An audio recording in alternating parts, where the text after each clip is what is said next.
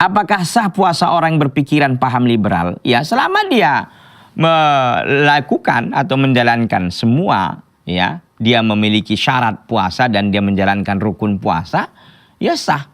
Puasanya sah insyaallah ta'ala. Kecuali pikiran liberal ini memang sudah bisa mengeluarkan dia dari Islam, itu soal lain ya. Kecuali pemahaman liberal ini kan secara umum kita katakan orang yang bebas. Liberal itu kan orang yang memiliki kebebasan. Dia suka hatinya saja kadang-kadang memahami nas-nas syariat Al-Quran dan Sunnah, tidak mengikuti pemahaman salaf. Ini yang kacau. Dia pahami aja sendiri dengan istihadnya katanya dan sebagainya. Apakah kita lebih hebat dari para sahabat? Tidak.